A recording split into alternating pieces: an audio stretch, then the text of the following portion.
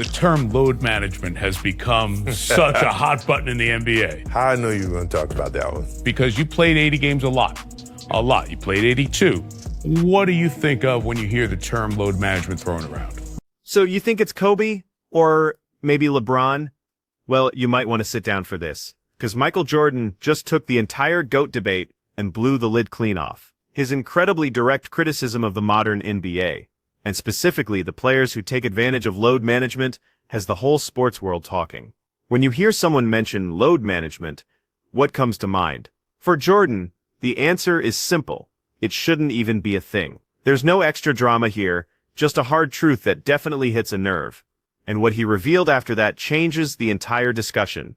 After all this time, MJ is finally speaking his mind. For so long, Michael Jordan played it cool when it came to the conversation about LeBron. Yeah, he might let a comment slip now and then, or give a little nod if a reporter cornered him with the question. But the player who literally shaped a whole era of basketball mostly kept his opinions to himself.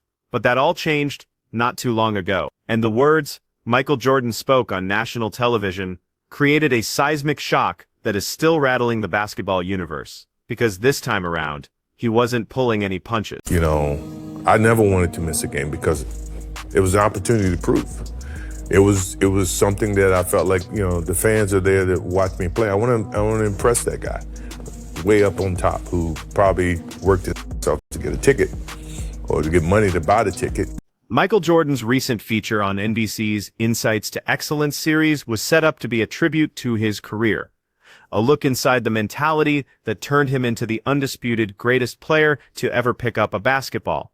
But what unfolded on screen was something way more shocking. When the conversation turned to load management, that highly debated strategy where perfectly fine NBA players take games off to stay fresh for the postseason, Jordan didn't just give his 2 cents. He conducted a clinic on how to throw shade, delivering a critique so sharp that anyone who follows basketball knew it was aimed like a laser at one specific individual, LeBron James. He said the whole practice just shouldn't be necessary in the first place. Let those words really sink in for a moment.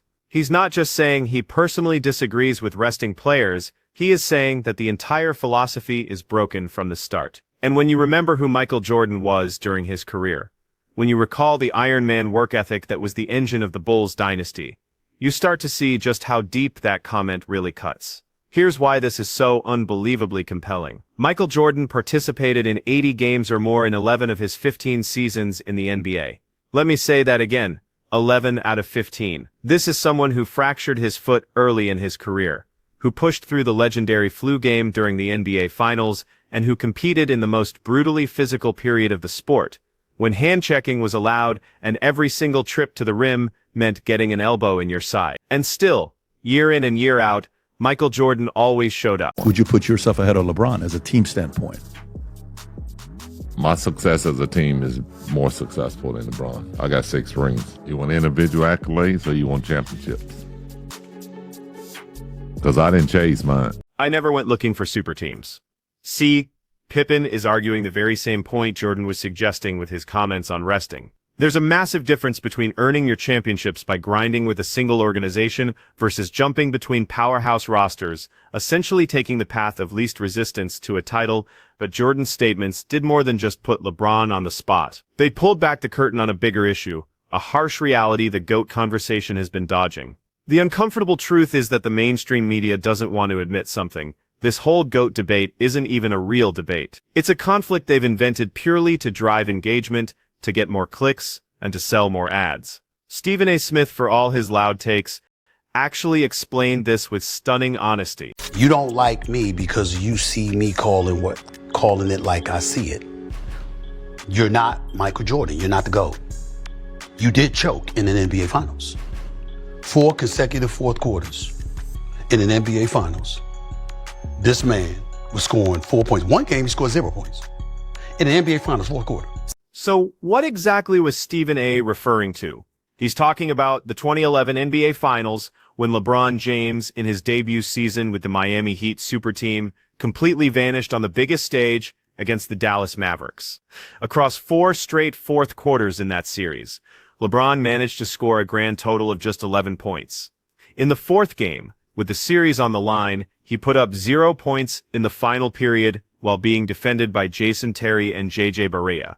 0. That's not the sign of the greatest ever. That's collapsing under pressure. Pure and simple. Michael Jordan was averaging 30 10 times in his career. Played all 82 games 9 times. 9 times an all-NBA first-team defensive player. A defensive player of the year. Okay, a 6-time champion. A 6-time NBA Finals MVP. A 5-time MVP of the league. When you put their careers side by side, it's not even a contest.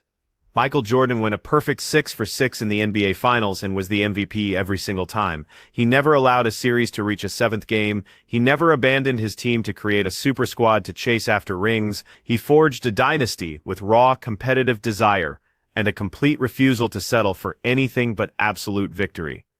Then you have LeBron, with 4 rings and 10 trips to the finals, a losing record of 4 and 6 overall. He has a history of fading in critical moments, and, as Jordan's recent comments strongly suggested, he embraces a willingness to sit out games and manage his effort in a way that Jordan would have considered unthinkable. I also never looked at Michael Jordan and said he choked in the NBA Finals. I also didn't see Michael Jordan joining D-Wade and Bosh. And then AD. Okay? So I didn't see that. Here is the point that really dismantles any claim LeBron has to the GOAT title. Jordan never backed down from a fight. He didn't look for an easy way out. He went up against the bad boy Pistons, one of the most punishing defensive teams ever, and got beat down again and again in the playoffs. And what was his response? He hit the weight room, he got better, he worked with Scottie Pippen and his teammates, and he eventually smashed through that wall to defeat them. After that, he took down Magic Johnson's Lakers, Charles Barkley's Suns, Gary Payton and Shawn Kemp's Sonics, and then Karl Malone and John Stockton's Jazz, twice. Jordan never thought to call up Larry Bird or Magic to ask them to join forces. He just beat them. That is what the greatest of all time does. But maybe the most powerful argument against LeBron's case comes from a very unexpected person. Kwame Brown, the ex-number 1 draft pick, who was Jordan's teammate in Washington, said on his show that LeBron isn't seen as the GOAT by other players because he controls the media narrative. Kwame claims that no actual NBA player truly believes LeBron is the greatest deep down. He says the only ones who say that are the people who are looking for a job from his camp. Let that sink in for a minute. Brown is basically claiming the entire debate is a fraud, that the players all know Jordan is the true king, but they are afraid to say it because LeBron and his agency, Clutch Sports, have so much influence over media coverage and career opportunities. Brown went on to say that they know he's not the GOAT, and that all the talk is just for clicks. It's why ESPN and other networks feature him constantly. It's because LeBron is a massive moneymaker, and you're going to talk about him to get ratings. This gets to the heart of what Michael Jordan was hinting at.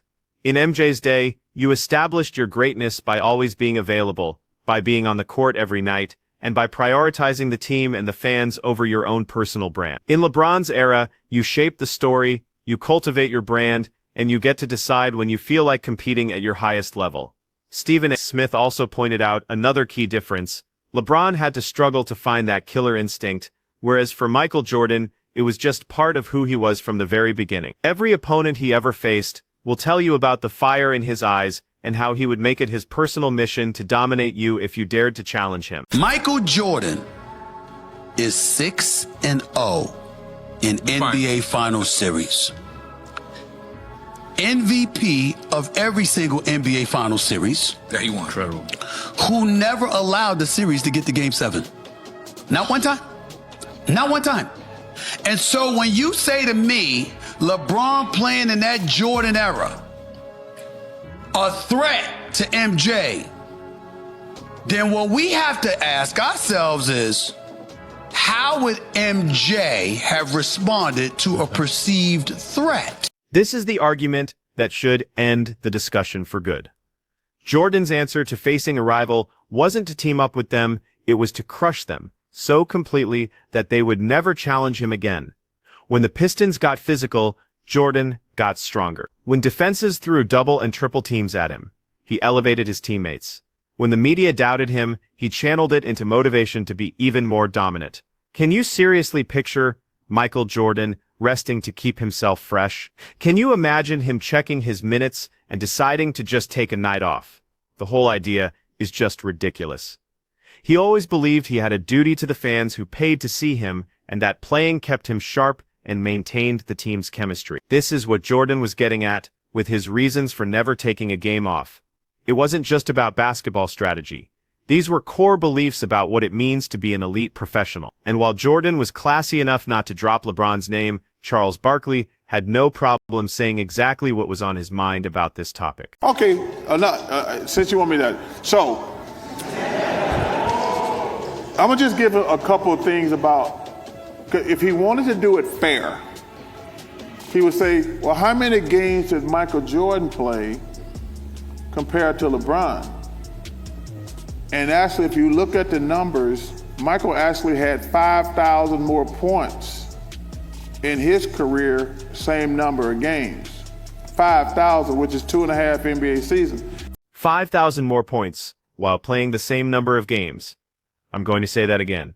Michael Jordan put up 5,000 more points than LeBron James did in the exact same number of games played over their careers. And this is even with Jordan spending 3 years in college, breaking his foot in his second season, and walking away from the game for 2 years right in the middle of his prime. If Jordan had come into the league straight from high school, as LeBron did, if he hadn't lost that season to injury, and if he hadn't retired twice, he would own the all-time scoring record by an unbelievable amount. Michael Jordan, 11 out of 14 years, played 80 games.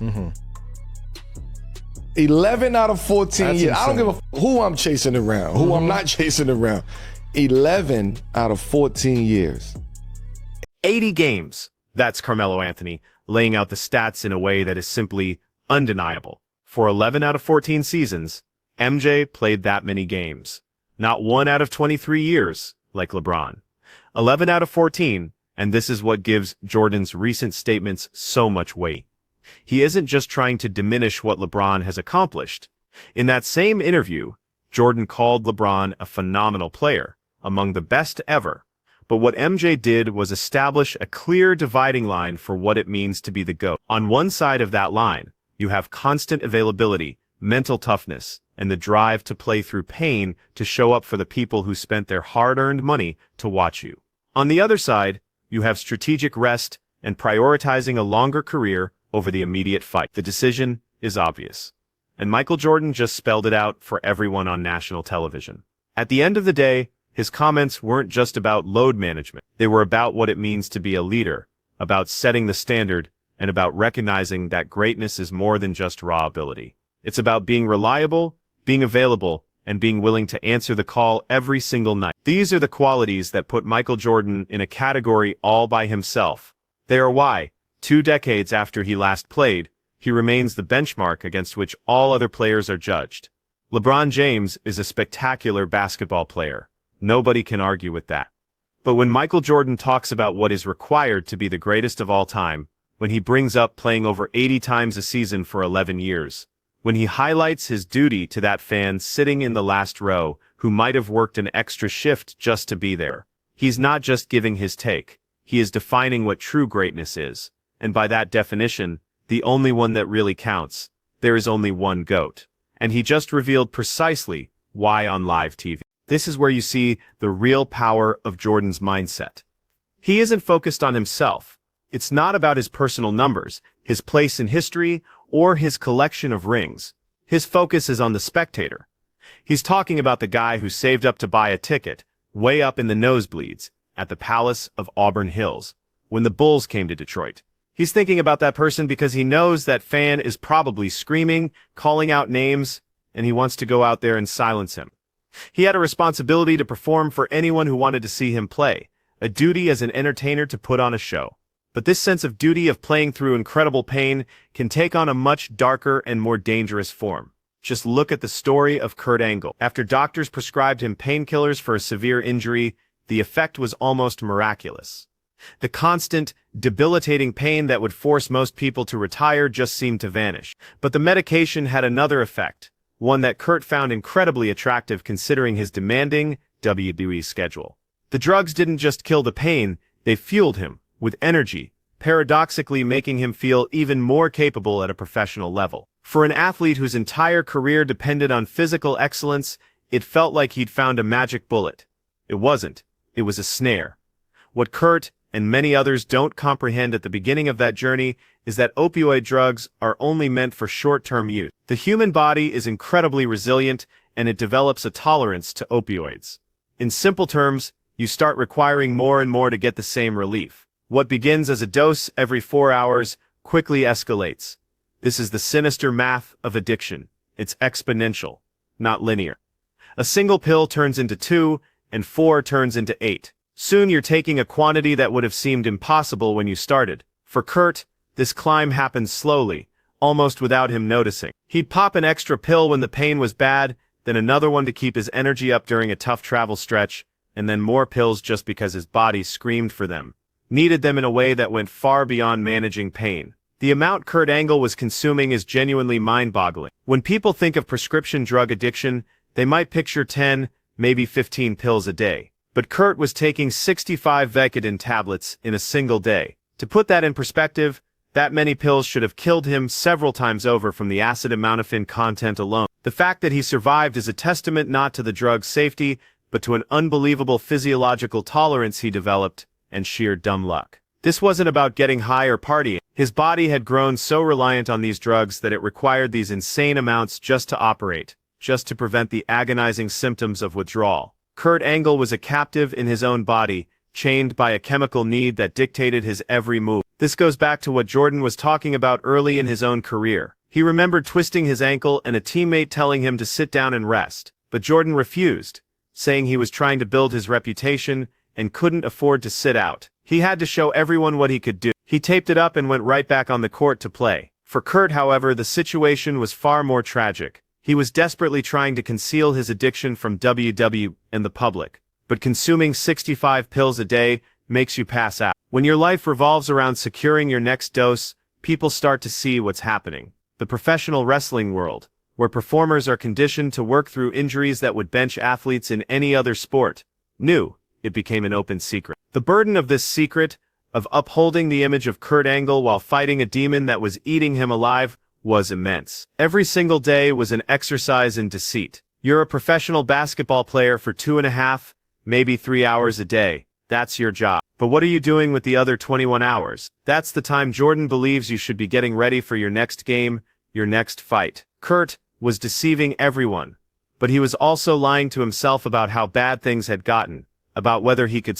The drugs get so tangled up in your identity that the thought of living without them is scarier than continuing down a path of total self-destruction. Those pills weren't just for his pain anymore, they managed his identity, his stress, and his fear. They became the crutch he used for every problem, a crutch that would eventually lead him to his darkest hour. The death of his sister from a heroin overdose would unleash one of the most terrifying moments of Kurt's life and show just how tight addiction's grip was. The phone rang at the worst possible moment. Not that there's ever a good time for that kind of news. He was at a non-televised house show, the backbone of a wrestler's brutal schedule, and on this night he was booked for an Iron Man match against Brock Lesnar, a grueling test of endurance that can last an hour or more. It was supposed to be a career-defining match. Instead, it became the setting for a personal catastrophe. His sister was just 40 years, but addiction doesn't care about age or potential. It just takes and takes. Adding to his grief was a crushing layer of guilt. A month earlier he had given her an ultimatum, a kind of tough love, telling her he wouldn't speak to her until she got clean. He hoped it would force her into recovery, and then she was gone. He never got to say goodbye. The what-ifs consume you. He's in a hotel room, grappling with this unimaginable pain, and right beside him is his own addiction, a bottle of Vicodin, the same type of opioid drug that had just taken his sister. In that moment, he was looking at the pharmaceutical version of what had killed his sibling, and what did he do? He made a choice that nearly cost him everything. He took 20 pills, all at once, not over hours but in a single desperate act to numb the pain, or maybe something more. Whether he truly wanted to end his life is something only he can know. He didn't wake up until 5 in the afternoon the next day, having been unconscious for nearly 24 hours. All during this time, WW was frantically trying to contact him. They knew about his sister and wanted him to skip the match and go home to his family. But Kurt finally arrived at the arena at 5:30 p.m. Just as the show was about to start. ready to perform. It's a shocking contrast to the modern debate. You have guys who need load management because of injuries, and then you have a bucket of guys who just don't feel like playing. This story shows the extreme lengths some will go to in order to get out there, no matter the cost.